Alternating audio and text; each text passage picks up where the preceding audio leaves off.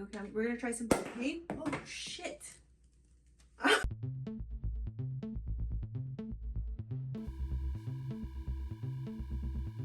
Alright, my lady.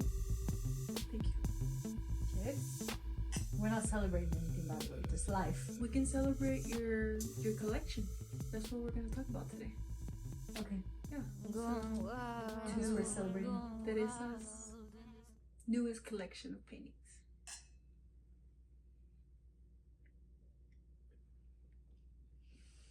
Yeah. We're almost done. Should we get like a little chiller. chiller? I'll get the chiller. You go into talking about I was just talking about the wine for a bit. Okay. So did you like the wine? I do. I love it. What do you like about it? I love that. So something that sets this wine apart apparently is that it's Chardonnay forward, whereas most champagnes are Pinot Noir forward, and I really enjoy Chardonnay, so that I think right off the bat, like I have that like kind of creamy fruity taste, but it has that nice bubble crisp to it. So something interesting, or just giving a description of this wine, that is of course from Champagne, France, which is a protected name. It has to be from the Champagne, France region. This particular blend or champagne is 40% Chardonnay, 35% Pinot Noir, and 25% Pinot Meunier. This is aged 3 to 4 years longer than the legal medium, giving it more complexity. It is only legally required to be aged about 18 months to give it the legal age of champagne, but they focus on obviously quality and complexity, so they age it for 3 to 4 years. Does it age 3 to 4 years? And then this wine is, what is it called? The Tidinger? Tidinger. So it's one of the few family-owned champagne houses. They bought back their company in 2006. Also, what's interesting about this family is that they store their bottles and in Roman era chalk cellars beneath Rheims. Some of these underground tunnels date back to nearly 2,000 years, and these caves make it ideal for champagne. I thought that was pretty cool. And in the 18th and 19th centuries, champagne was once considered medicinal to open up the appetite and to aid in recovery. And I wanted to know the difference personally between what's the difference between a vintage and a non-vintage champagne. And apparently non-vintage is, well, let's say what vintage is first actually. Vintage is when they only harvest an exceptional year. So if the year was exceptional, like everything was ripe, perfect rainfall, they will harvest that year, and it is grapes only from that year, and it is aged longer. Whereas a non-vintage wine, they release it every year, every harvest, but a non-vintage wine is focused on consistency. So anything that you get from last year with a non-vintage, they want it to taste like the previous year, but they have to collect from different harvests in different years to get that exact signature style. So non-vintage is the house signature style, and it's a consistent taste, and it's made by blending multiple wines, and it's released every year. Whereas a vintage wine, it is harvested only with that exceptional year.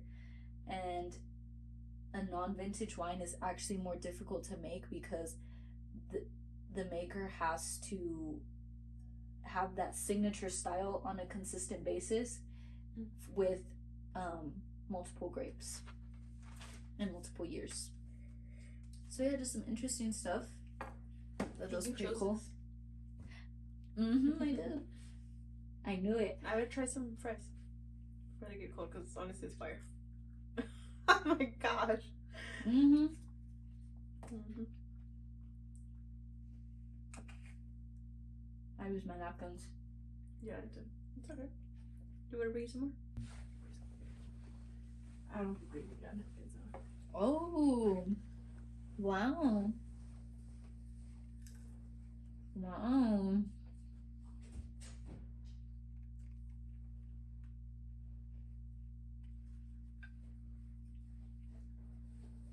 Should we cut it while we eat? No, just, just take it easy.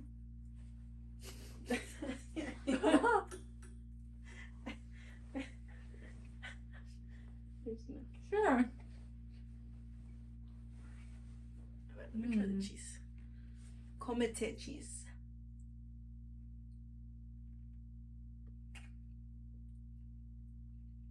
Mm-hmm. Mm. I don't want to get into cheeses, but I was kind of scared of getting off of the white cheddar one. Why? But this is because I'm like, sometimes you'll try something and it's like, oh, I think we've tried Adventured and then it wasn't great. I don't remember. I think I've tried. That one is interesting with this too.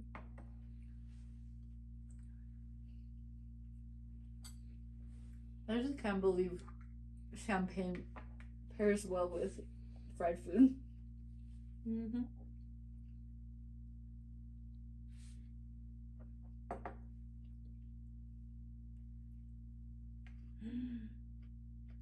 What? Wow. You should try the I'm making a mess. The Parmesan Reggiano. I'm scared. Why are you scared? You love Italian food. It's an Italian cheese. It's like I don't like super sharp cheeses. Well, I mean, you still have to try it, no? Okay. Which one's this one? Parmesan Reggiano. And then drink a little bit of champagne. Hmm.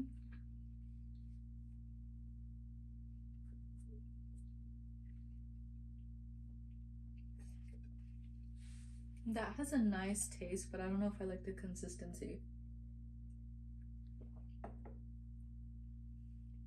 You feel it?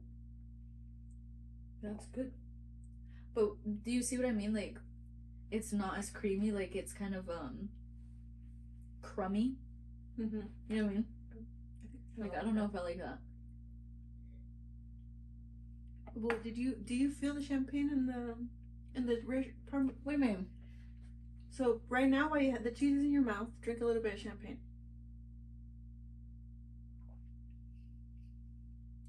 Do you feel it? Yeah, it's bubbly. But when you do it by yourself, it's not as prominent when you do it with the Parmesan Reggiano. Yeah. Mm-hmm. Mm-hmm.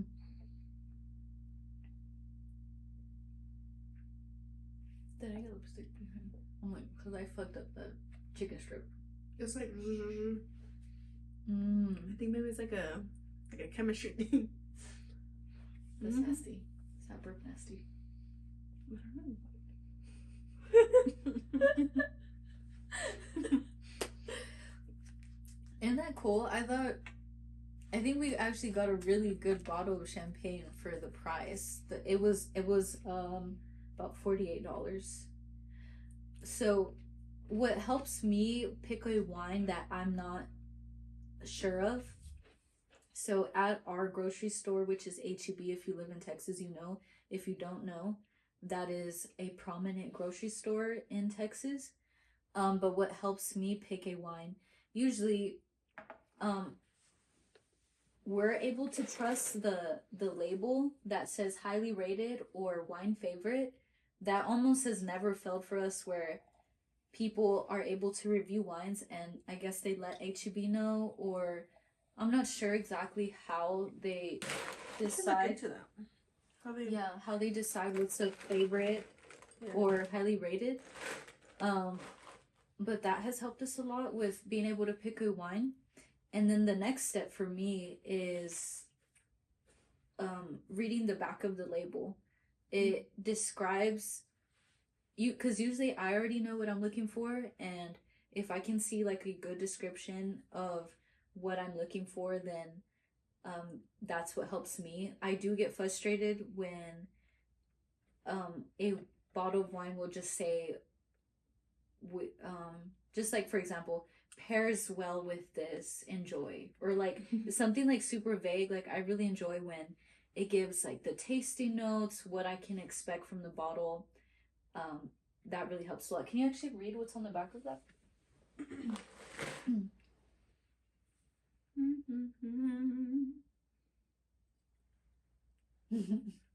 Pardon me, sweetheart.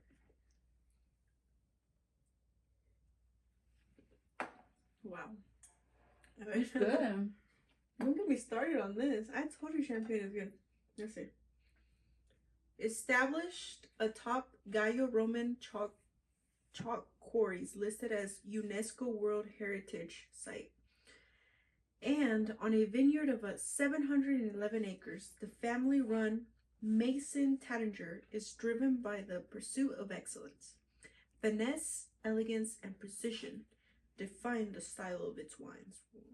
Finesse? I've never read that word on them. I'm not gonna lie, I feel a little tipsy already. No, you don't. I can't even read. I feel like I'm not reading right. Brut Prestige reveals a wine characterized by the vibrancy of its predominantly Chardonnay blend, while Pinot Noir guarantees structure. Its lower proportion of Meunier lends delicate sweetness to this timeless blend. The grapes are selected from more than 35 different terroirs? I guess from like different lands, and several harvests.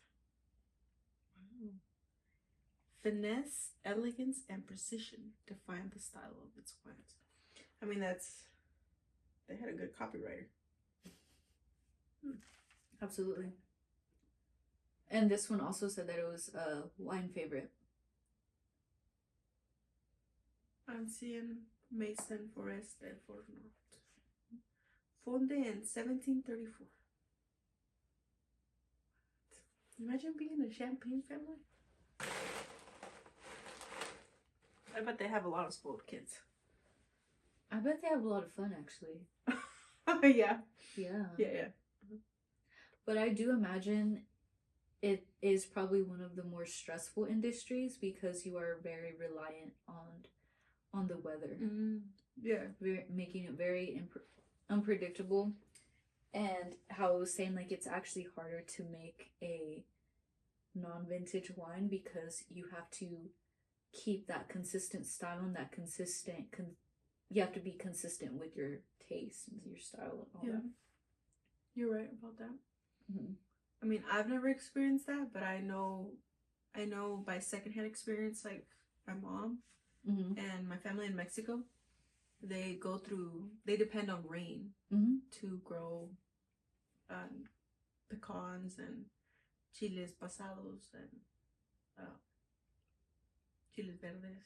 I don't know what else they grow, but they depend a lot on rain. Yeah. And if it rains too much, then you're also in a jiffy.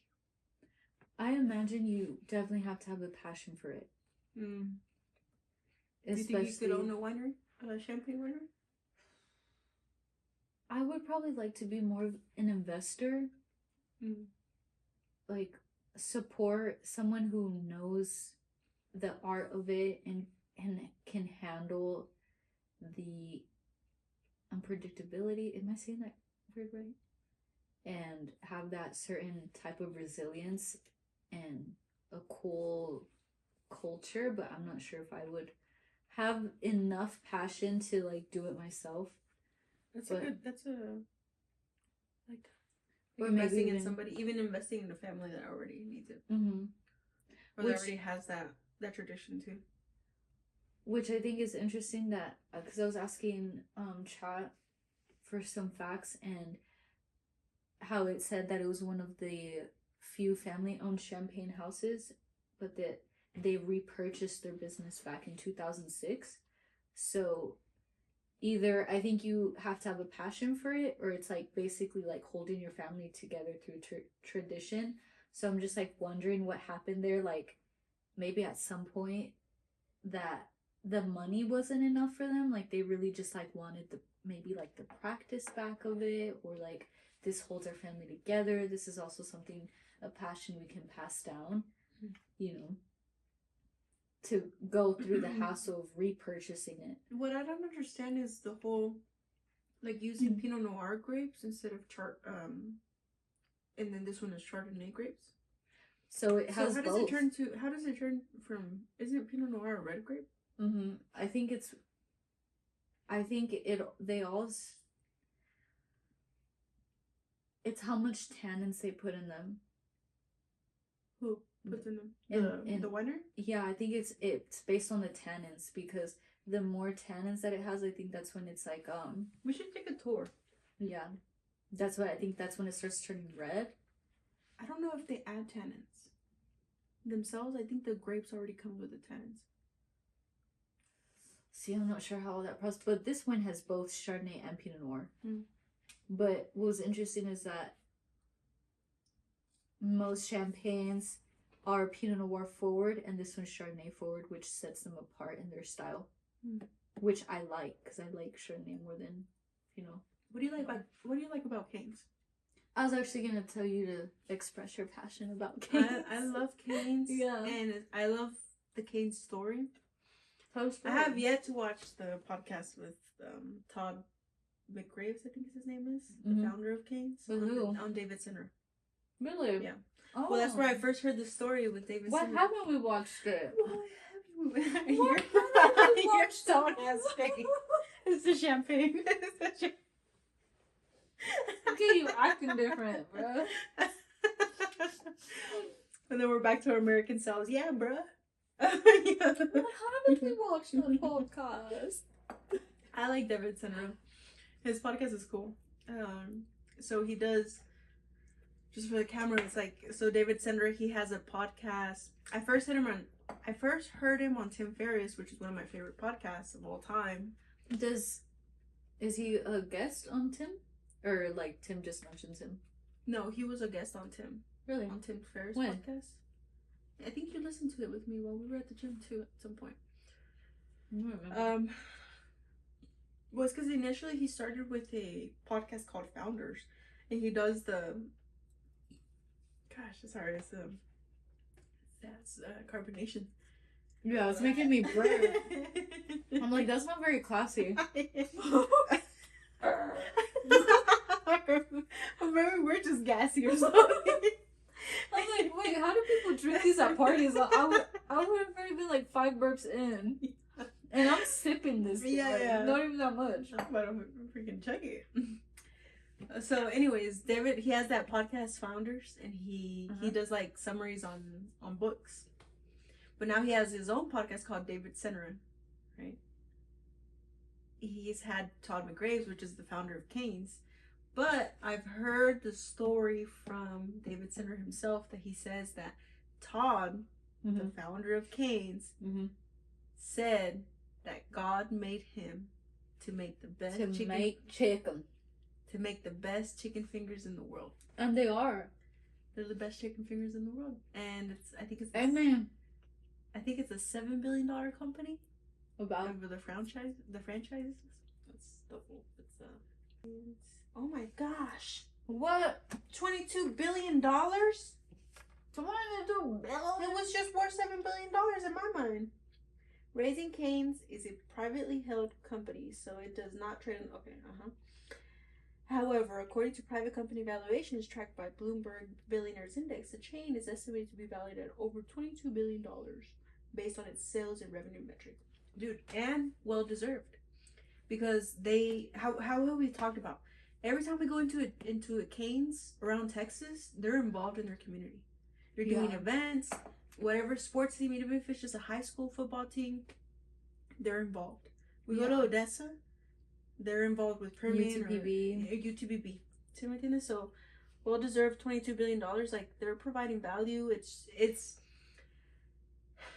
I mean, at today's prices, I think it's relatively cheap. We share a Caniac combo for $22. 3 chicken fingers each, and we get full. And we're like, yes. What I like about Cane's is that it's open late, and you can still depend on the quality of it. Yep. Whereas, like, if you're rolling up to McDonald's, to McDonald's, I like too. McDonald's too, but like, you know that if you, I don't even think they have late hours anymore, but you just know, like, if you're rolling up to a Whataburger, sorry, this is a little bit of Whataburger slander, but if you roll to a Whataburger, dude, and we grew up eating Whataburger and yeah, but you don't expect quality. You just don't. But I know that when I roll up at 2 a.m., my chicken fingers are gonna be hot, and it's gonna go down. It's gonna be so good. Whereas, like, you roll up to IHOP, you roll to McDonald's at a certain hour, it's just not good. Shit is cold. Shit's taking forever. You know. So I appreciate that. And it's handbreaded in house. Anyways, this is not a commercial for Cane's. I just love Cane's. Or Hanes Ketchup. And it goes to say that. I'm like, but if we start getting sponsor money and acting different, mind your business. But yeah, I love Cane's. I'm like, I wouldn't turn down a Cane's check, okay? Yeah. Would you? Well, the first time I went to Cane's was actually, I think it was in Dallas. And I was like, Cane's is overrated.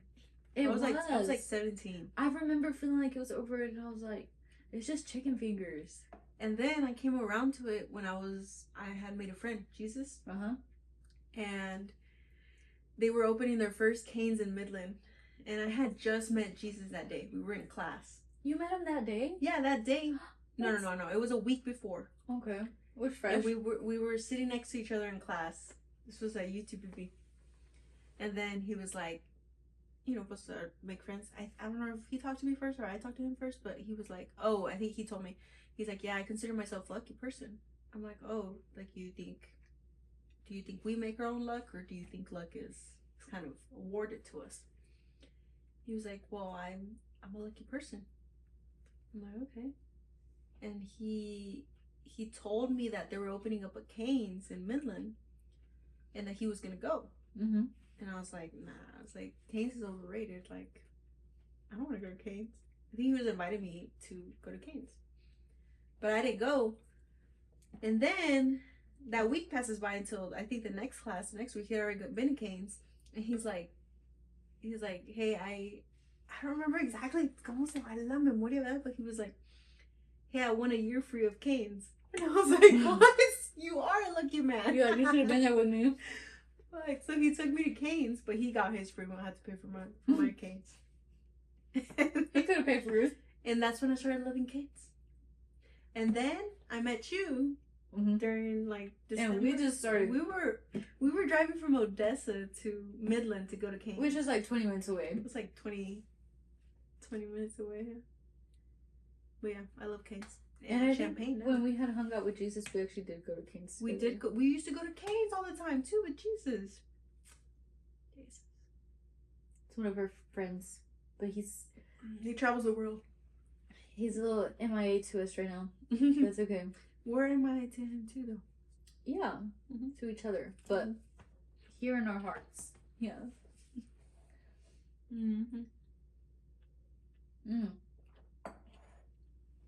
We're just here to express and show love for what we are grateful to receive and to enjoy.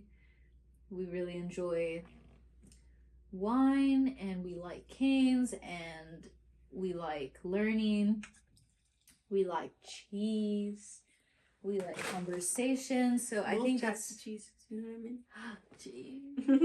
So I think that's what you can expect from us. Like, just really expressing our gratitude for the things that bring us joy in our lives. Because this is more like of a daily life type of thing. You know, this wine ain't daily because this was $50, but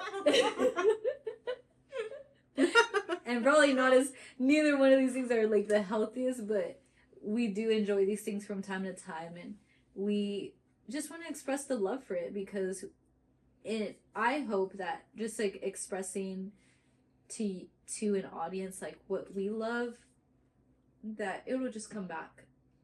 What did you say about HEB that we have access to? Oh, yes. This is something I told her at the store because it's like this whole, it's like wrapped around like anything that like pairs so well with wine or anything that you can expect at like a nice event or gathering is like a whole roll of just like all these different types of cheeses, like fig spread, olives, just a lot of things that go like on charcuterie boards. And I had told Marilyn, I was like, you know what HEB or like grocery stores provide, you know, if they're up to like a pretty good standard, is like they make luxury accessible to the common person.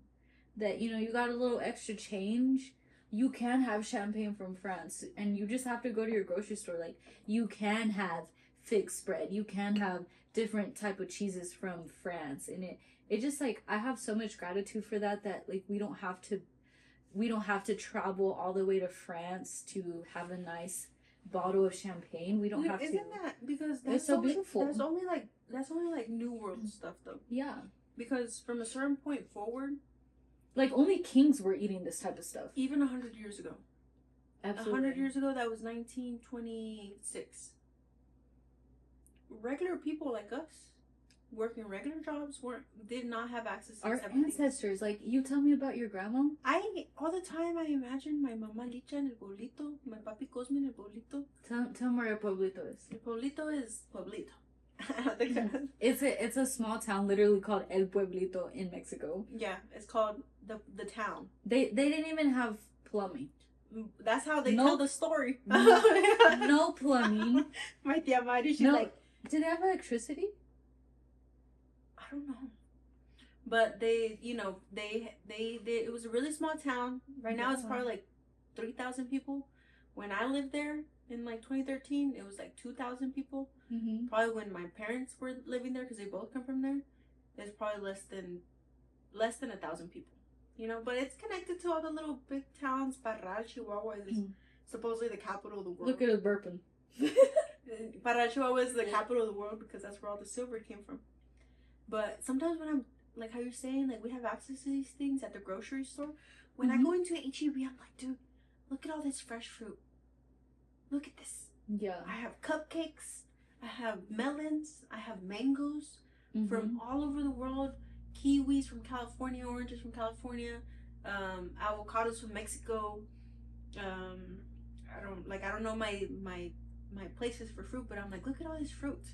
And one, like, everything is, it seems fragile, but like, I'm always so grateful when I walk into HEB and any grocery store. I just love HEB too. This is an advertisement for HEB. But I'm just like, oh my gosh, like look at how many things we have available to us. Yeah. And right now I'm trying to say, I'm like, at any moment it could be just kind of, it could vanish. Yeah. With maybe like an earthquake, a tsunami, you know, something could disrupt like the root that happens, because it's not just like it just appears, you know what I mean? It's somebody picks it, a family plants it, so that's the business, right? So thank God for those businesses, those business owners that have the, how you say, they have that passion and that courage to plant that fruit. Yeah. And then they take the risk, right? So thank God for businesses, for entrepreneurs. And then they sell it to the next person, which is maybe some person in the middle who's making that connection. Maybe it's 2, 3, 4, not even persons, but like companies, right? And then they transport it over, and then it arrives at some port. There's just so much that goes into it. On the East Coast or in the West Coast, and then it arrives to our grocery store. Yeah. And then we go in there and we exchange the value. So it's like, what's really cool about HEB is that it's a lot of there's a lot of local brands, a lot of Texan brands within that grocery store, and you can always, all of the products that they provide, like you expect quality and nothing less, because that is what they deliver every time. oh my gosh, excuse me. With their fruit, their coffee, their milk. That's what I was talking about. Their meats. I was going about the meat. The meat. So I was like El Pueblito, I'm like, sometimes when I walk into places like this, I'm like, my grandma, my dad, even. Yeah, my your dad, mom, even my your dad, and my dad's your like, I didn't parents. have plumbing. My It's dad might crazy. was like, I was wiping my ass with a rock. She said with the corn. Like, what are you talking like, about, lady? I'm sorry you went through that. You were still going to dance, though. She was talking about that. She's like, nos limpiamos la cola con un elote. I was like, I've never. No, I'm like, okay. I was well, like, okay. So it might very be cap. I don't know. But I mean, I think it did happen because you know what I mean. I would hear my mom say, she's like, I say, what is your dad? He's all doing this and that, but he's like, he used to wipe his ass in the monte. I was like, what? But like, they didn't have. They had a favorite rock. You know what I mean? So yeah, okay. I have compassion, but we all suffer. But anyways, what I'm thinking is like, they didn't have access to these things that we have access to now, and I'm like, so amazing. Look, I can have a cheese from France. I can have a champagne from France. You know, maybe. I mean, if it was a champagne from France, probably the cheapest it can go is like $30. It's like what I'm gonna spend on. You know, I mean, of course, we're talking from like a place of like. I don't know. All in all, we're just trying to say that we're grateful because I'm like, damn. because this, like, if we didn't have our local grocery store, then it would be so much more expensive to. It wouldn't even hop be on accessible.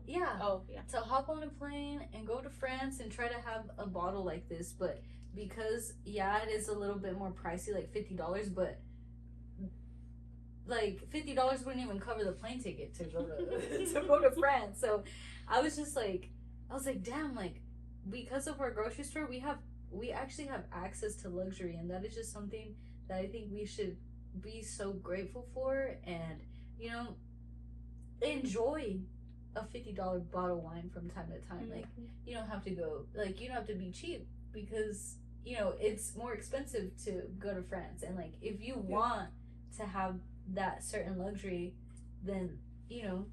I mean, I do. I enjoy this. Yeah, I enjoy this. I enjoy doing this at home. I like going out to eat and stuff too, but you know, it is a little bit more. You kind of like, you don't have as many options. You can't really like modify everything. But when we do this at home, I'm like, we can do it in the comfort of our home, and we can do something else too. Like right now, I guess this is a good segue to move into the next topic that we have, which is your collection. Yeah, ongoing collection. It is not entirely through. I think it will continue to evolve. Do you have a name for it? Not yet.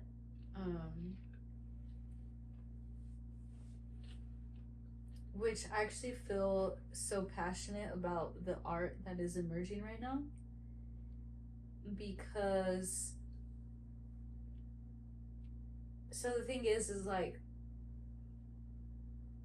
when I'm making my art, my visual art, I am also like thinking about the sonic soundtrack that's going to come with it.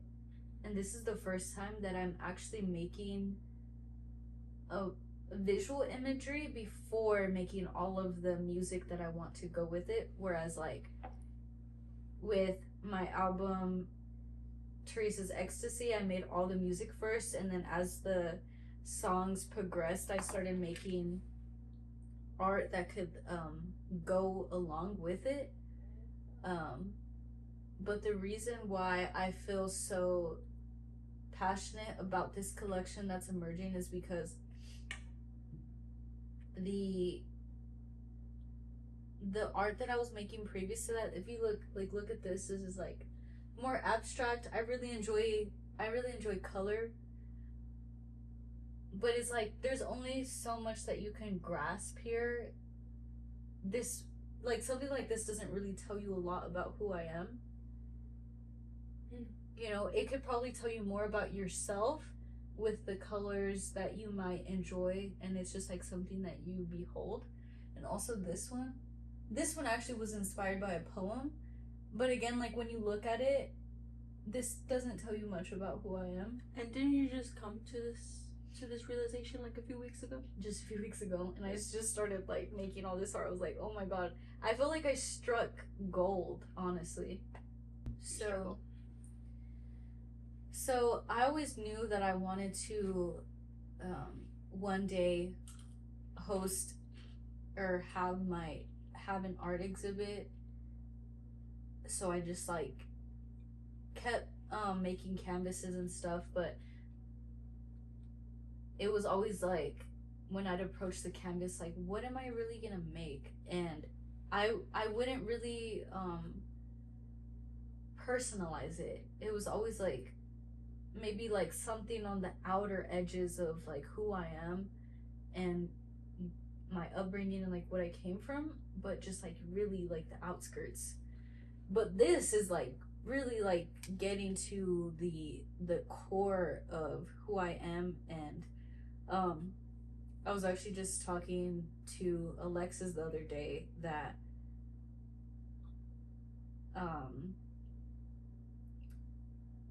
I always felt like I couldn't really grasp Mexican culture in its entirety because I didn't grow up in Mexico and because I'm like fourth generation Mexican, but it was like also very confusing for me because I didn't grow up white. Like my first language was Spanish. My parents and my grandparents speak Spanish. My parents grew up on a border town. Like I grew up going like deeper south to visit my grandma and you know, went to church in Spanish. Like I have like the customs, like, and you know, la virgencita, like all of those things, you know, that we bought over here. But then I went to school and like started talking English, and you know, just like really existing in that middle ground of culture and trying to find out who I am and like not knowing like really what to grasp. And then I just like realized, and I was telling her this, like my story is the middle ground. My story is like that Texan heritage that comes from Mexico and also from like America, but also really ingrained in like cowboy culture, Chicano, the slang that we have over here, Tex-Mex. Like my story is that middle ground. It's neither here nor there. And I think that's also like why I liked Selena a lot growing up, because she had some of that. Selena's from Corpus Christi. Yeah, she had some of that same, like I actually speak Spanish, and she eventually like started to speak Spanish because it was necessary for press. But you know, she didn't speak Spanish growing up because she existed in that middle ground, because her parents had that Mexican heritage, but she grew up on this side of the fence, but was like, yeah, she was like a Texan queen, you know, existing in the middle. And I really gravitated a lot towards her growing up. And yeah, I'm just like really excited to draw upon this gold mine of where I grew up and who I am. Which did you want me to expand on this one? Yeah, so we can go through. Okay. You said 3 of them? Mm-hmm. I didn't know which ones you wanted. I think the first 3 that I put are going to be the ones that I want to go, so. But do you have anything else to say on that? Because you just said that you just made that realization like a few weeks ago, and I remember you told me about it, and I was like, like, that's interesting because I never made that observation about your paintings. I just thought they were I just thought they existed. Yeah. Like oh, that's they existed as beauty. Yeah. But I never made that observation like, oh, I don't know nothing about you through this painting. But when you said that the other day, I was like, oh, that's true. Like sometimes like the most striking paintings like reveal something about the person on the other side. Yeah. Because one day maybe these will be in a museum or in an art gallery, and you might not be there, so it's like how can you convey who you are through that medium? You know what? Oh, because we were just talking about Frida Kahlo. It was like a few weeks ago, right? I didn't strike upon this because so my my bone to pick with abstract art or like really like art that you can like look at it and it makes no sense. So I think art, it has its own function, right? And we can all argue for like different types of style of art because like at the end of the day it's just expression. But also at the end of the day it is for the viewer. And what frustrates me about certain art is that like when you look at it, so let me just say backtrack. I think really wholeheartedly that the function of art is that it awakens something in your soul and it lets you know something about yourself that wasn't revealed before. And I've looked at art and I feel even more alienated after looking at it because I go to art so I can experience either something divine or I can experience something about myself that I didn't know was there all along. And when you look at almost art that is just like ugly or purposely confusing or nihilistic, it's like that can leave the viewer feeling like even more lost in the world. Mm. And I was going through Frida Kahlo's book, or one of the many books I imagine has been published over her, and I was like, oh, the reason why people gravitate towards it so much is because it is not completely random. Yes, she has um that style of like surrealism where she projects you into one of her dreams, but it's also really ingrained within her personal myth. Of course, like all of her um self portraits, but her love, her tragedy, her identity, everything that she was struggling with that like lets you know about her story. But then you can also be like, you're kind of like interchangeable, like with Frida Kahlo, like, oh, I went through that too. I love somebody like that. Someone loves me like that. I've experienced this type of despair. I'm afraid of death. I've accepted death. You know what I mean? Um, what was I going with this? Oh yeah, and so I was like, oh, it's her personal myth. That's why people gravitate towards it. And I was like, what's my personal myth? I'm in that middle space. I'm I was surrounded by desert imagery. I was surrounded by Texan and Mexican culture. I was surrounded by Catholicism. I was surrounded by um, cowboys and um, the heat and desert wildlife. That is some of my personal myth. What is that one story that you told me about your?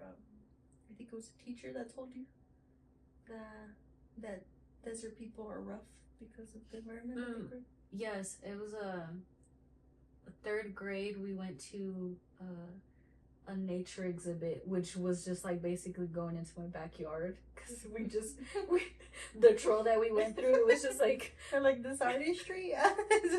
It looked like my backyard literally, but it was a nature exhibit. I was like, okay. I was like, it was just like the mezquites. Mm-hmm. But what I held on to, because he gave a talk and he seemed like really passionate about the region that we grew up in, which I didn't always appreciate growing up because I was like, bro, all I see are mezquites every day and it's dry and it's hot. And I was like never really awake to the beauty of it, partially because a lot of it's been turned over by and taken over by the oil field industry. But if you look beyond that, there is still beauty to be beheld. But something he said, that a lot of beautiful artists come from, he called it it's called the Llano Estacado. Llano Estacado is that whole like western region that we're from. And he said that a lot of artists come out of Texas because we are forged through difficult climates and difficult like ways of life, because yeah, it's like dry, but then you also can go through a tornado, and then you also go through really intense periods of cold exposure.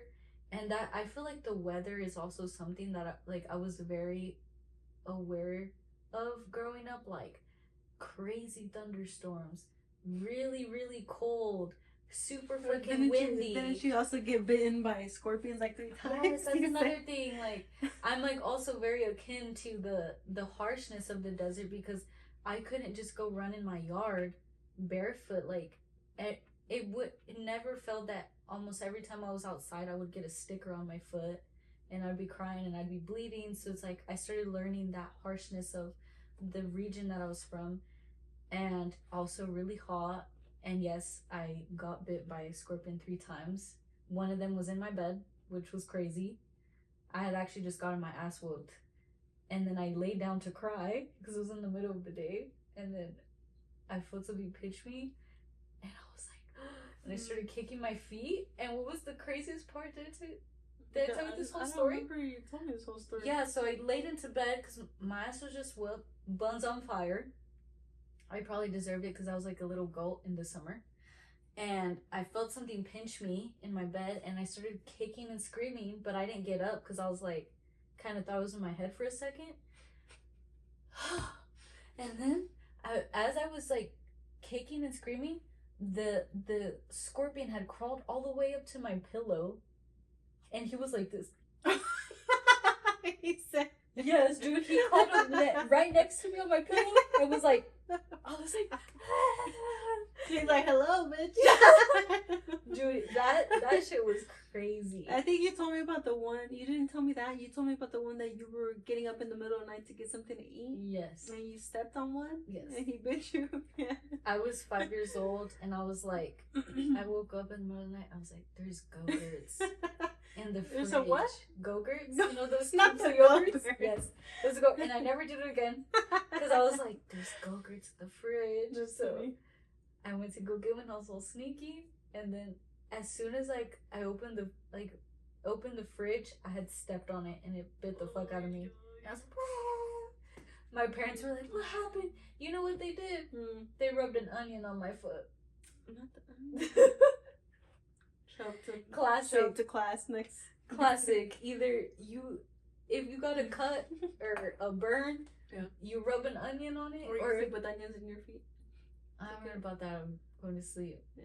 Or if you had a ear infection, you burn it with the newspaper. Oh yeah. Yeah. Or but how do we know all those things, even though we grew up in 2 different places? Like, where do these things come from? Tradition? Yeah, I feel like it's heritage? That Hispanic heritage. Yeah. And then if you got a burn, you rub it with savila. Do you have anything else to say about your story? Scorpions, heat. You've told me about the desert. Living in the desert's rough. So they call it roughneck. Roughneck. Not that you had a roughneck, but roughneck up in that bitch. But you know, looking back, I think I am grateful for that, because I feel like harsh climates just have something to teach you. But also only in retrospect. Can you have that appreciation? Not just you, but anybody. Because when you're there in that moment, it's hard to look at, like. Yeah. Especially because you're so young. You know, you're 28.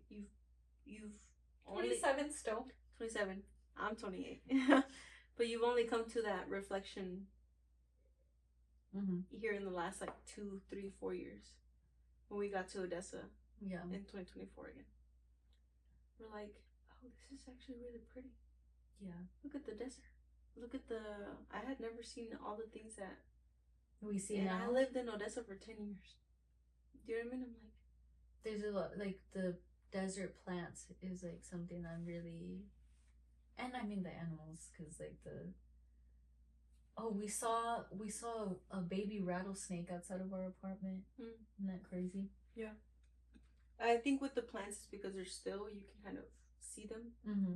With animals, you kind of like, Yeah. you gotta chase them down and stuff, and they might kill you. They drift from you. Mm-hmm.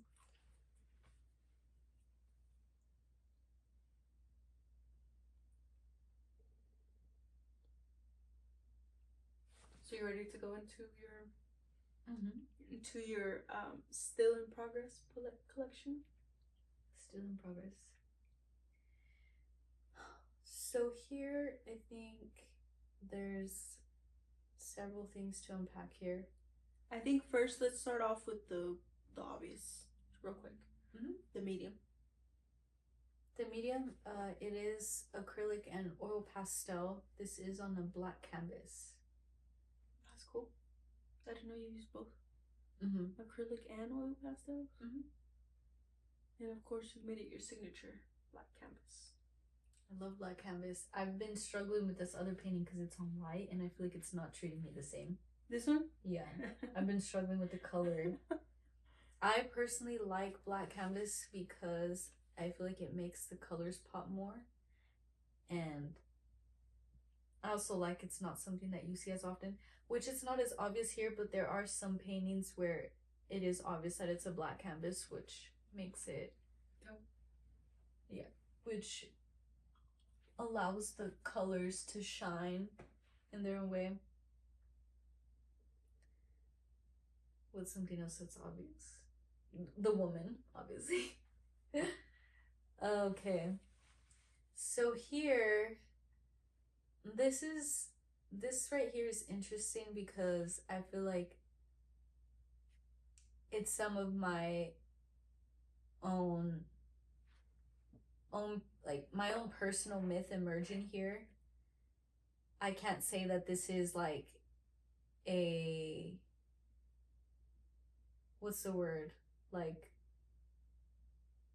I cannot say that this is a religious or mystical, like prominent mystical figure. This is just somebody, a woman that I made from what I desire to see in the desert. So something growing up that I would always hear is like, pray for rain. So I really enjoy water and the rain, which is obviously something not as common in the desert. And I did write some lyrics not too long ago that goes, give me your love, I'll make an oasis in the middle of the desert. So for me, she represents the oasis in the middle of the desert, and I feel like that can almost also have like a sensual ring to it. Sensual ring to it. So when I heard that song, naked. I thought it was a sensual. Yeah. Give me your love, give me your love. I'll make an oasis in the middle of the desert. See, I've heard that song in like 2 months, and I still remember it. So I feel like that could be the cover photo for that song. So, you know, she's emerging. So I did take from the Catholic signature Catholic aura. So she has that aura of the sun around her. But then my own myth came from making her like emerge from the water, and she has clouds for eyes. Oh, see, I didn't know it was emerging from water. Wow. Clouds for eyes? Yeah, those are clouds. I didn't know. Wow. I thought it was just like a stylistic choice. Like, I'm looking at this right now and I'm thinking, because I'm mirroring it from my MacBook to the TV. I'm like, it kind of looks like a anime is about to start. An anime? Yeah. That's interesting. I mean, okay, maybe because anime has a specific style. Maybe like animated. Right. Yeah. Animated. You know, the longer I look at this, I'm like, this is so beautiful. Yeah. This canvas was actually really laborsome. Like, my arm was getting tired from making the colors on here. I think I was just gonna say that you should add that you're right now this last month, because it's July 1st right now, but this last month you made a commitment to paint this month, because for the past maybe like 3 or 4 years you've been committed to music every day. Yeah. You'd been practicing music every day. I mean, you're still practicing, but this last 30 days, because in June I had 30 days, you were committed to painting. Yeah. So this is what came out of that commitment. Mm-hmm. Because you were like, I'm not gonna produce. I'm gonna, set it down for a little bit and channel my energy, creative energy into this other creative process. And the reason for that is like sometimes when I'm working on a certain project, like I feel the ache of the other project that I'm neglecting. So sometimes like when I'm making music, I'm like, damn, like I haven't painted in a while, and I know that these paintings will only reinforce and enrich my sonic landscape, and which it has, because now I feel like I've just tapped a gold mine, or like a reservoir of like all of this is gonna just reinforce the other, because now I feel really inspired to hopefully in this this month really get back into my musical projects. But I feel like I feel fresh now. And you hadn't told me about the making these paintings and then preceding the music, instead of it being the other way around, which is how it's been before. Yeah. Like you making the music and then paintings coming out of that, like kind of branches. Yeah. But now the paintings are the trunk, and now the music will be the branches. Yeah. You hadn't told me that. Well, I do have a few songs that kind of like do lead into a certain Western appeal, but like which one? Outlaw. My soul is an outlaw. Yeah. But here, I've actually been listening to a lot of cumbias while I've been making these paintings, because that is something that I aspire to make. I loved cumbias growing up, and I love dancing to them. They will always have my heart, and I feel like I just want to give back to that musical style.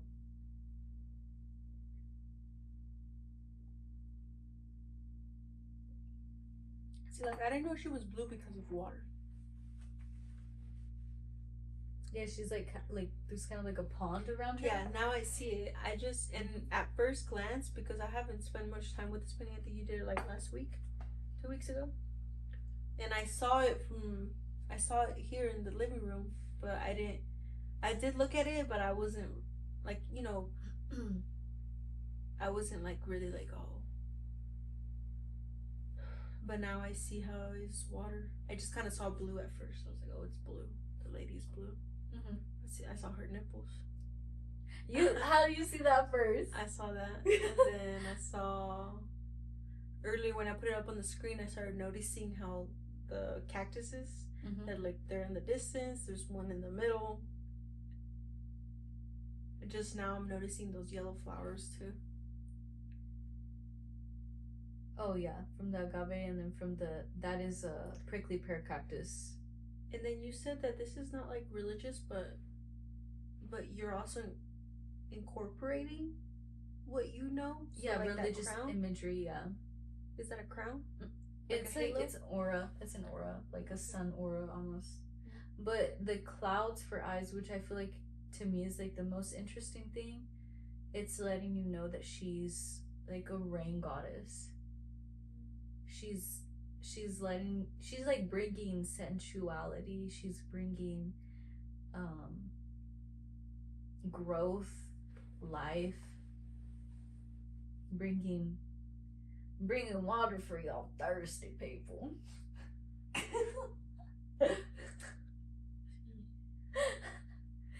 Yeah. I saw them nipples and I was thirsty. Yeah. and her blue is like probably like 6 different blues. Yeah, that I they was put just in there. noticing the ones on the waist earlier, like that darker blue. Yeah. I don't know if it's like for shade or something, but I was liking that too. You know, it's that slim waist. And yeah, I know. She was definitely not eating canes. No. True. But I see how you say the whole like white and black canvas. Look at how I can see some of that black canvas, and it just makes it. It does make the color stand out to my own eyes. Because if it was white, I don't know if it'd be the same. It's not. Also, that black in between the aura on the top. Yes. Yeah. It just makes it. I feel like it makes it just a better process for me on a black canvas because I enjoy color so much, and when there's already a background that allows for the colors to pop, it just like makes it a more enjoyable process for me to play with color. That's why I put these pictures on a black canvas. Yeah. On pages. Okay. Onward. You want to go to the next painting? Because I could yap all day about each of them. All right, next one. Okay.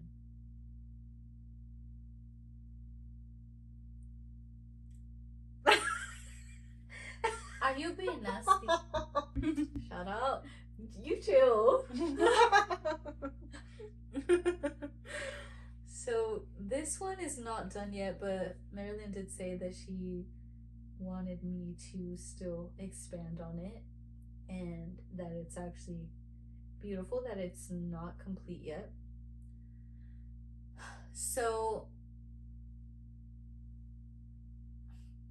this one I feel like will make me a little uncomfortable talking about in a way. Because there are sometimes like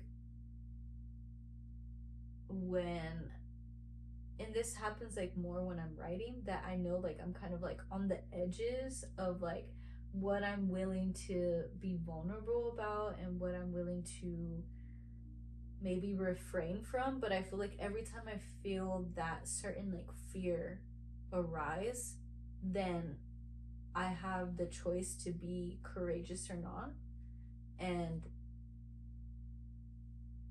I try to lean towards that courage. But the reason why I feel like I was like refraining from painting something is like I got the idea to actually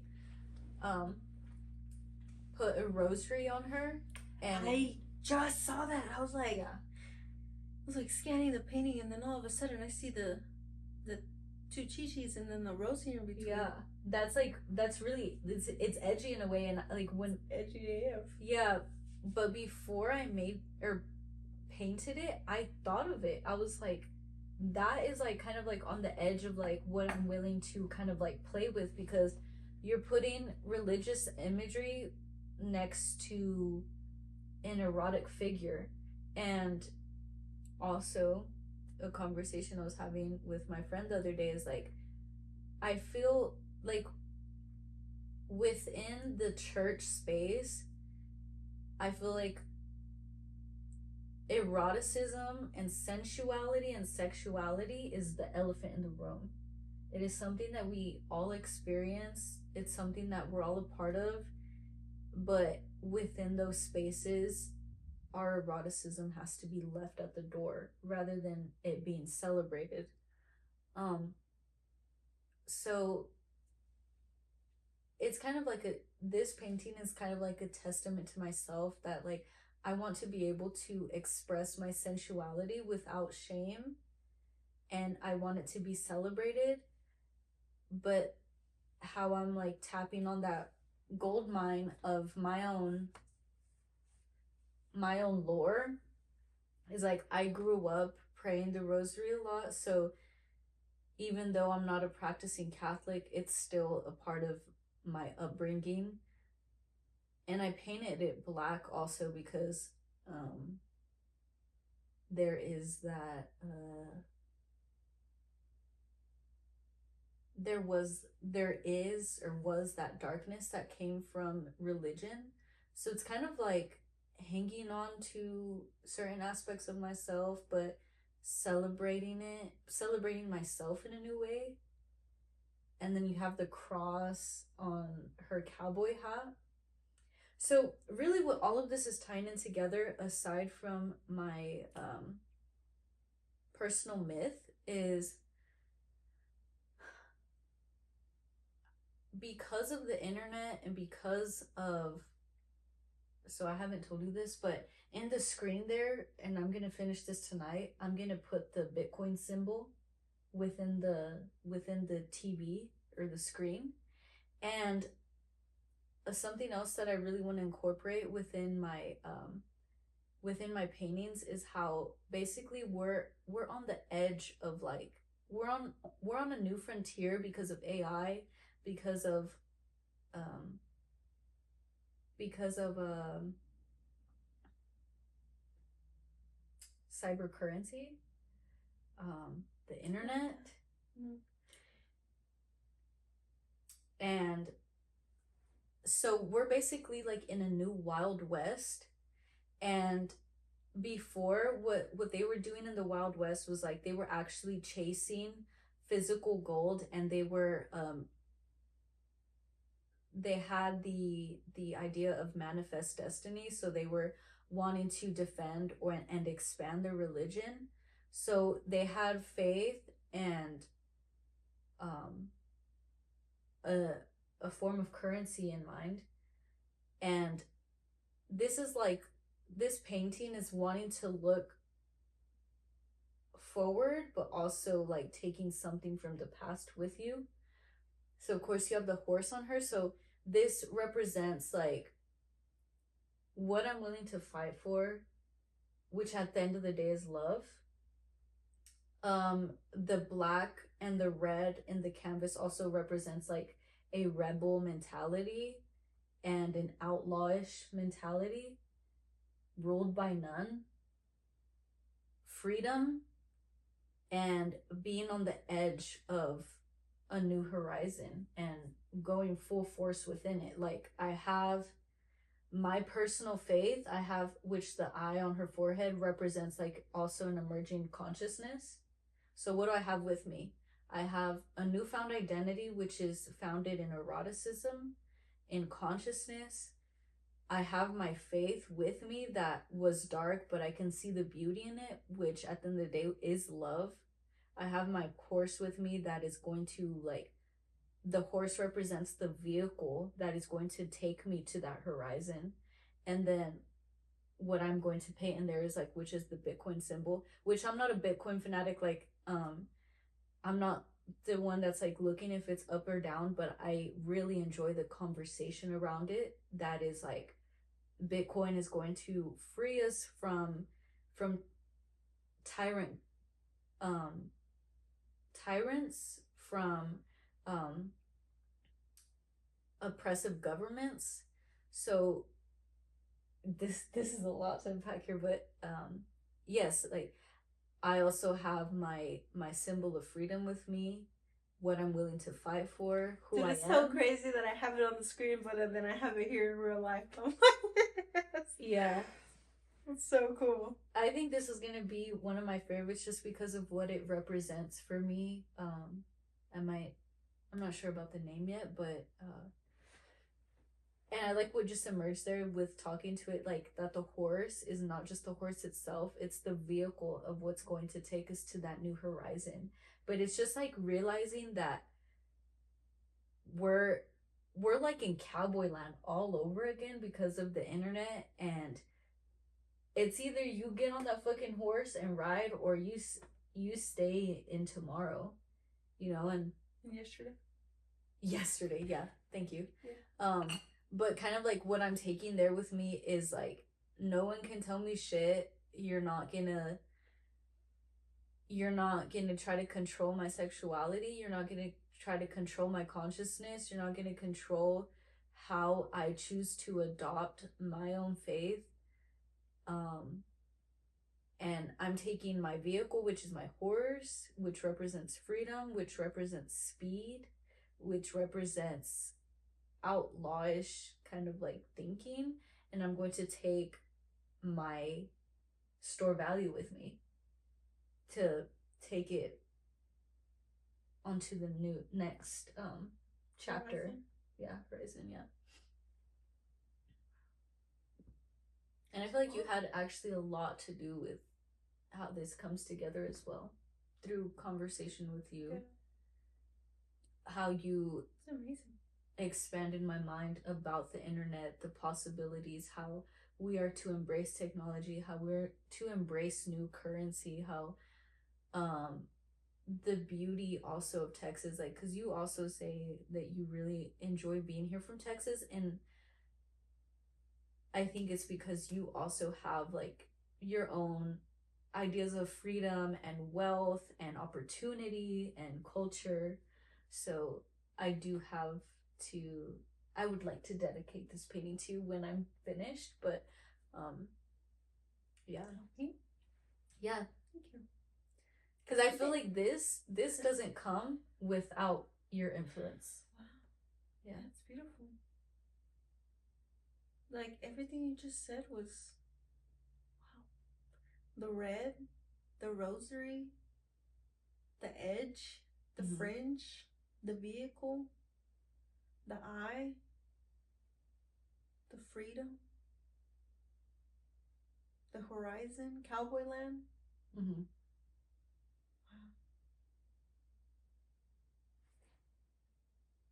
I actually, when we were watching the movie last night, I got an idea for a new painting of putting a cowboy, Jesus, and an alien next to each other.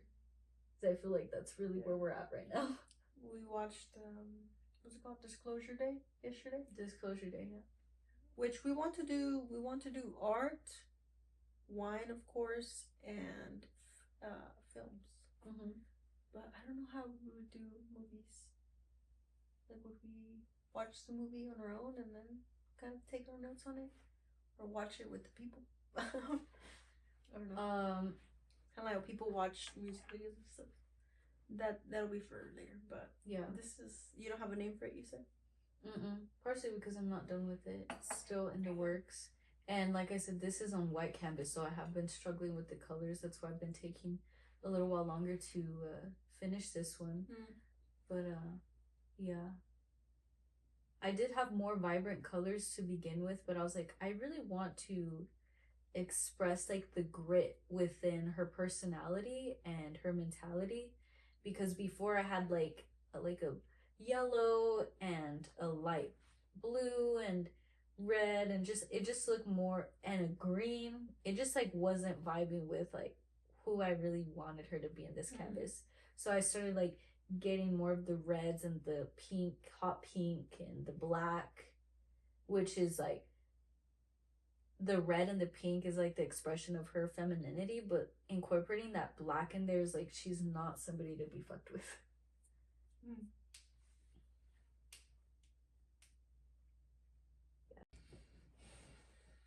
Okay, let's move on to the next one. We could just do 3 because I do have a lot to talk. What should we do? This one? This one? That one. This one? Do you like that one? I do, but not as much as I like this one. But I think this one is very similar to this one though. So maybe we can do this one. That's kind of.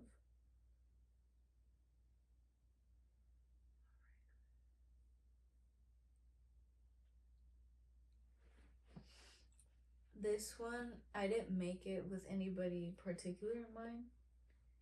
But as soon as I chose the blue for the eyes, it this painting automatically reminded me of my grandpa because he has blue eyes. And he also grew up in a border town. And he really enjoys playing guitar. He would bring it out for family events. And he's not really a good singer, but he would still sing at the top of his lungs. So this painting really reminds me of my grandpa, and there's also a lot of cacti because they they lived in Presidio, which there's a lot of there's mountains and there's a lot of cacti there. What's your grandpa's name? Hervé. I mean, I know, but just for the archive. His name's Hervé. He's a cool dude. You've told me before that your personality and his personality kind of resemble. I got a lot of my personality from him. He's a goofball. He's charming. He's really sensitive. Oh. He has a big heart and he's very opinionated. And he's really sensitive, but he has a hot head. Check. Yeah. Mm-hmm. And he's old school. He expresses his chivalry.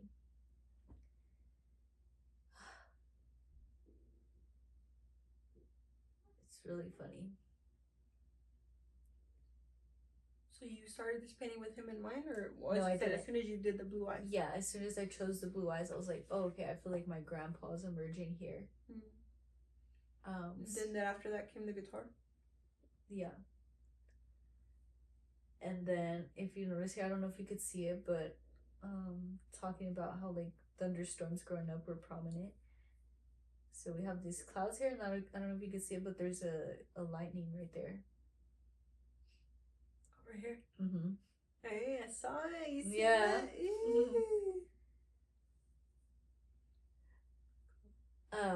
And then of course there's an agave behind him, and then just another cactus right there. So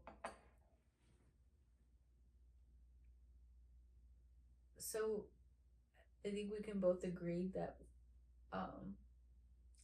Mexican and like that type of cowboy culture can really be kind of like rooted in a certain type of machismo.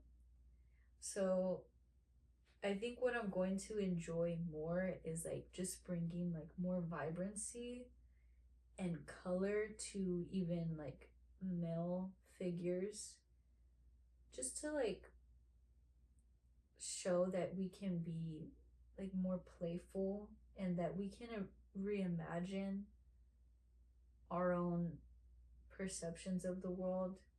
So I really enjoyed like putting color, chaotic color on this canvas, and yeah, that's all. I really like the guitar on this one too. It just looks like somebody who's passionate to me. Kind of reminded me of Picasso almost. I was just thinking about that. The Picasso is kind of like, the big eyes and the nose in the middle, and then the mouth kind of to the side. Yeah. I was just thinking about that. Yeah. I think I might have subconsciously drew some influence from him. That's all I have to say about this. Well, we could do another one. Yeah. Okay. So this was... I'm going to do this one. Do you want to do this? So right here, there's a desert plant that's native to our region, and it's called an ocotillo. And it wasn't until I left to Austin and came back that I was actually awake or aware of this desert plant. I never saw it in my life until you put it out, and then I started seeing it everywhere. I was like, what? Since it's been here all along. This whole time. And they're so beautiful. Mm-hmm. Yeah, you see them in the most randomest places. Mm-hmm. You're like walking outside of HEB, and you're like, oh, that's an ocotillo. Yeah, they're so pretty. Mm-hmm. So, it is a certain type of cacti, but they bloom with these like really pretty orangey red flowers at the top, and then they actually do have thorns on them. and their trunks, I don't know exactly what you'd call them, their stems maybe, they're like a greenish gray, but I really love this plant. And then if you look at the bottom, so a lot of what we would see is like the dirt. It would crack after, I think after it would rain, and then it gets so dry that the dirt would crack. The sun would be so harsh. Yeah, so that is something that I always saw like at my grandparents' house, because they had like a whole like driveway or whatever. My parents usually had, my dad would keep up with the grass, but I would see more of like this at my grandparents' house with that cracked dirt, which I always thought, I would like look at it and I always thought it was so pretty. So I just like bought this back here. And then what is also something that's worth mentioning is our sunsets. We tend to see a lot of like pink, orange, purple, blue in our skies. So I just like wanted to make a dreamy sky. What I also like want to incorporate in my canvases is like having that like hint of a psychedelic tone to it, because I want to bring you into like a certain dream, or have you like reimagine a certain landscape.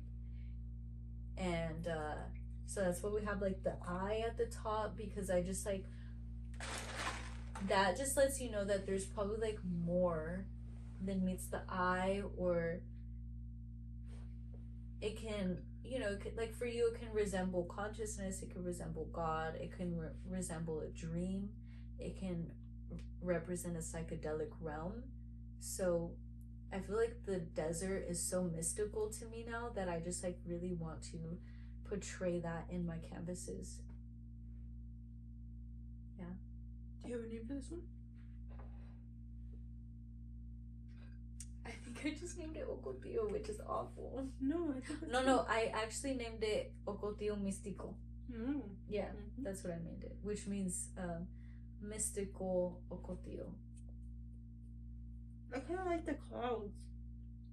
Oh, yeah? I think just the way that they're painted, and then the sunset, and you're using other kinds of colors.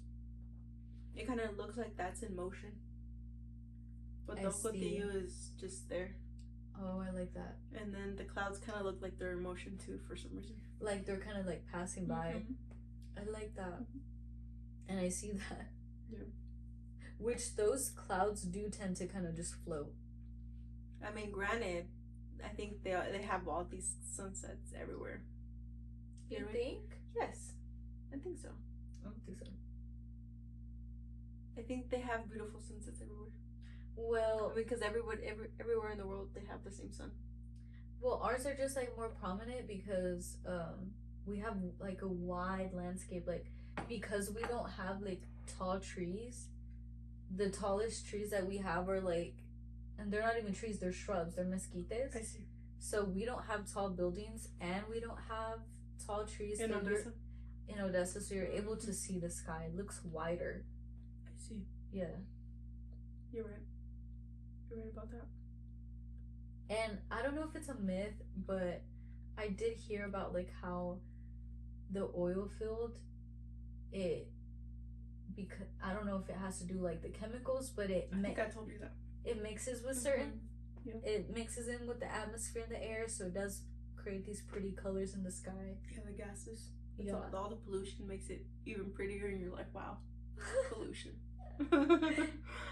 Hey, at least it's something pretty's coming from it. And I did leave the black there because, like I said, I feel like the black is able to actually help the colors showcase themselves.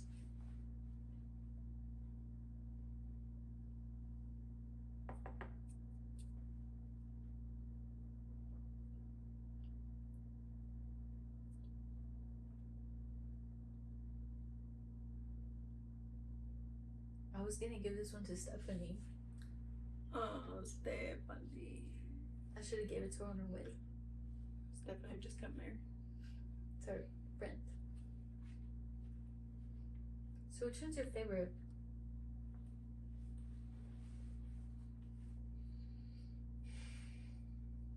I was in between this one. Mm-hmm. But since this one is dedicated to me, I think this one's my favorite. Yeah. Hey, this was a great combo. Canes, champagne, some cheese, some great art, great conversation. I was like,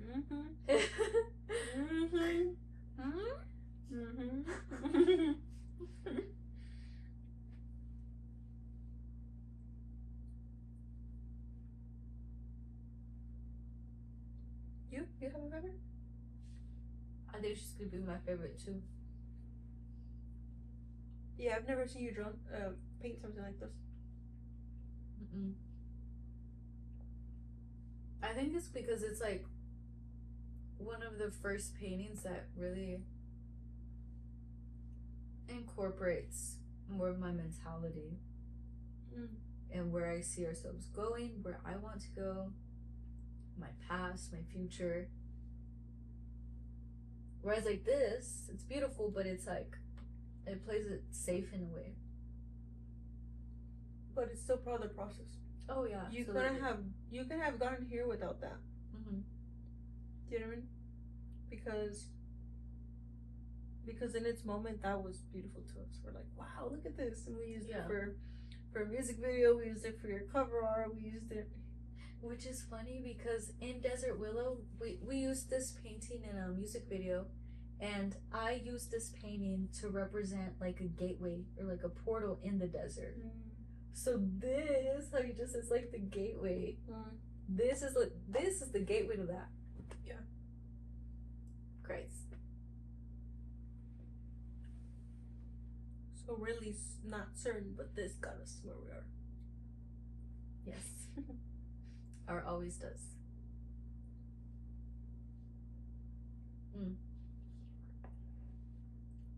I had actually just tweeted the other day how technology is the vehicle and art is the map. It's the compass. And that's what the horse is, you know.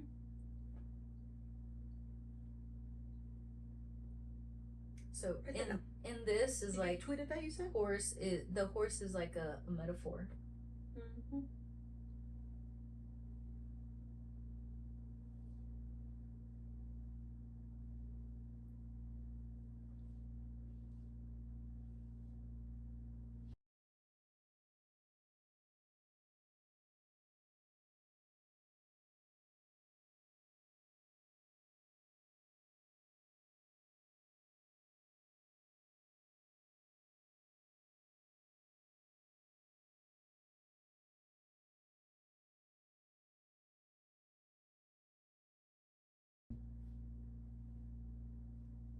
Are we flirting?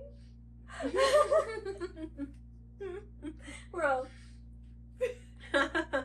We're rubbing each other's feet. I'm flirting with me. You started it. Yeah, like I just really want to emphasize that through conversation, you helping expand my mind that something like this is possible. I just want to thank you for that. Thank you for making this. Thank you for listening. Thank you for appreciating Thank it. you for existing.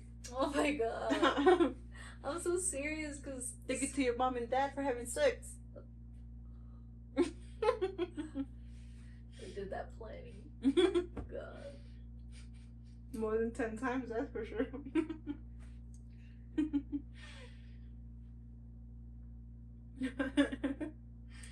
I just want to say that if you have an art friend, an art partner that love, support, and just taking the time to listen about their perspective of why they do what they do, it really goes a long way, because artists, they toil in the dark for so long. And I just want to say, like, you just being a listening ear and just getting to know who I am and why I want to do what I do, it's just catapulted me into a new realm. You've done the same for me. Love could be that for each other. Kiss the hand.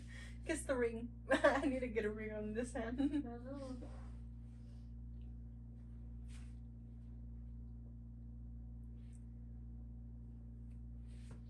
Any last words?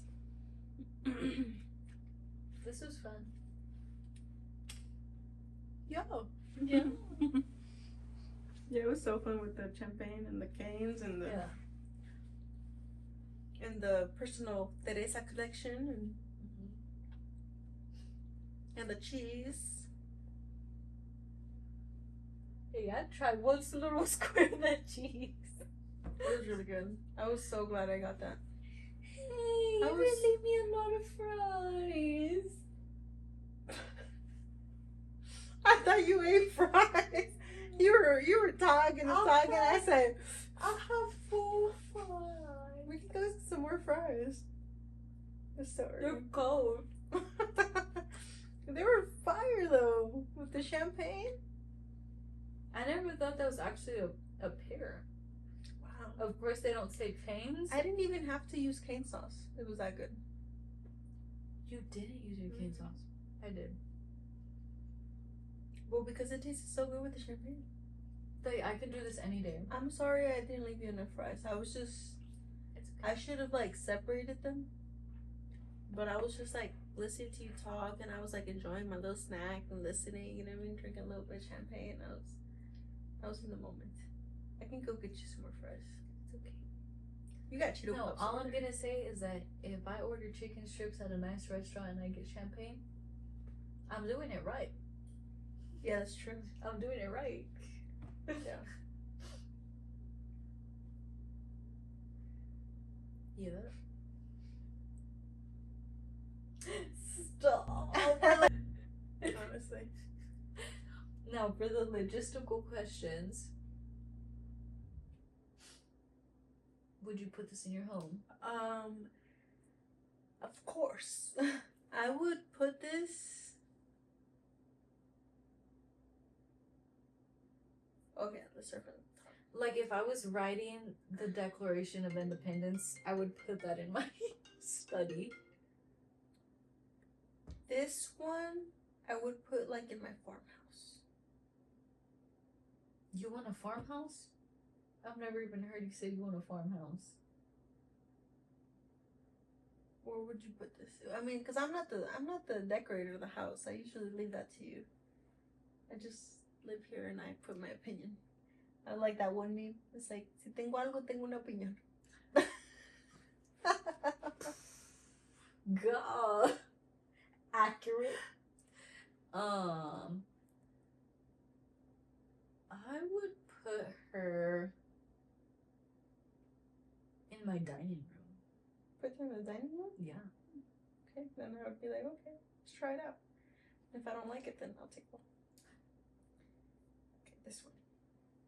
This, like I said, if I'm writing this would inspire me to write the Declaration of Independence. I would put this in my study. Okay, but real life. Yeah, I would put it in my study room. Okay, in your study. Yeah, because I feel like that painting would inspire me to write difficult things. That I would put in my living room. I'm supposed to be asking you. Well, how I said, you're the decorator. You're the How home much designer. would you pay for these? Or how much do you think these could be worth? with all of their lore and the music attached to them. Off of your hands. Okay, tell me first where you would put this one. I'm not sure. I'm asking because I have never sold my art, so I have no idea what I would sell them. Where would you put these? I can do the price. I can tell you the price off of your hands. I would put this in a restroom. Okay, so if money wasn't an issue for me, and I saw this painting off the artist, and this is not because it's you. Okay. Like, just I'm not like putting a higher price on it, but you know, because I aspire to have art money. You know what I mean? Like real art money, like how we saw in Frida Kahlo, $57 million type of art money. Her Leonardo da Vinci's, his painting was sold for $500 million. You know what I mean? For this painting, right now, on your price, I would pay $25,000 to you right now because it's barely off your hands. Okay, but I would give you I'd probably, like how I said also in the Frida Kahlo episode, with the technology we have now, you would have the ability to. It would appreciate. It would appreciate, and then every time it sells off my hands, if I didn't know you, it'd be a 10% commission. So it only goes up in value because this is so recent, also. So you gotta get like time. a contemporary artist. Yeah. So $25,000. Okay. This one I'd be okay. I think I would expect you to be a little more hard on, you know, once it's finished as well. And looking off of this, I know it's still in the works, but I don't want you to change any of this. These, nothing. If you're gonna touch anything, touch this, and maybe touch up the horse a little bit right here. Do you see that? And I'd be like, yes. For this, off your hands, if you were a little hard to get at, I would definitely pay like $80,000 for this one. Yeah. If I had art money. Do you know what I mean? And you would be like a hard sell. This is just off the top of my head. Because when I saw this painting, you were talking about all that. Mm-hmm. Even before you said the word Bitcoin, I saw this somewhere in San Francisco. In a Silicon Valley company. It makes me feel like I should sell these in Austin. So $80,000. I would be like, I need that one. Especially because of the nudity with the cross. I'd be like, it's just like edgy. Like, yeah, it's so edgy. Yeah. This one we didn't go over. This one, I'd probably do $5,000. I see that. Yeah, off your hands, and then with time to appreciate with your brand, with your name. Yeah, I'm a fucking shark up in this bitch. Let me see. Put me on Shark Tank. This one also. How much did I say for the last one? 10. You said 5 for the last one. Okay, $5,000 as well for this one, off your hands. Mm-hmm. Well, it seems like the ones that are embracing more of my mentality and the future are going to be the ones that have more value to them. More economic and societal value, I see. And just like the meaning, because it's like universal meaning. Do you know what I mean? Because yes, you feel that, but any person who is aspiring to be more in the world, and not just for your own gain, because like when we talk about having wealth, and I just say about having like art money, it's not for me to just blow. You know what I mean? Like I don't want to blow through money.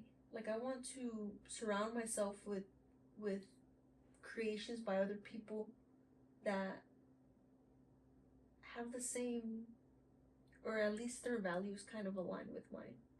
You know, like what do we value? Like freedom. We value sovereignty. We value innovation, knowledge.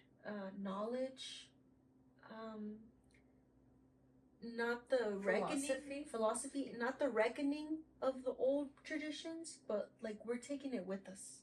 Yeah. And we're making it even better, like with the rosary. You know, I didn't grow up with the rosary in my hand like you did, but I grew up knowing the rosary. Yeah. You know what I mean? Like I knew what it represented, and I was in those rooms, like, you know what I mean? Like I would go to the ceremonies, and as a young person, I would be like, I would admire those things. I would be like, wow, look at that. Mm-hmm. So not like this painting isn't like ripping off the rosary off its chest. It's taking it. It's taking it. This lady is taking it with her into the frontier. Yeah. So this at the end of the day, because like what does that rosary mean? It means love and devotion at its core. Everything else that we've like, and also the ability to believe in a miracle. Everything else is like, which is why I did paint it dark, because on the other side of it was like dogma, obsession, trauma. Yeah, of course, but I don't think that. Not that I don't think. I think the reframe my thought, but I was like, thanks to all these, this is part of our history. Mm-hmm. You know what I mean? Of humanity's history, good or bad. You know, whether the Catholic Church went into indigenous lands and ripped them of their own beliefs and installed their church in the center of their towns. It's a part of human history. Yeah. You know, of all our history, especially Mexicans, Latinos, and all across America, north, south, because the Spanish came into the Americas and they planted the cross. Do you know what I mean? But other than that, we wouldn't all be here for that. And this place, like us having access to us, it wouldn't have happened without that. Maybe it would have happened in a different way. But this is where we are. This is the timeline we're on. So we can take it with us. We can, you know, but not as maybe remember the dark side, but not take the dark side with us. So yeah, $80,000 off your hands. Give you a little bit of cash on the side for you to pursue your other paintings. Here you go, lovely. Here you go, lovely.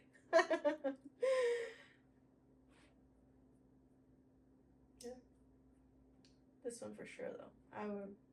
Yeah, this one feels special. Mm-hmm. Yeah, so take your time with it. And you'll see it around.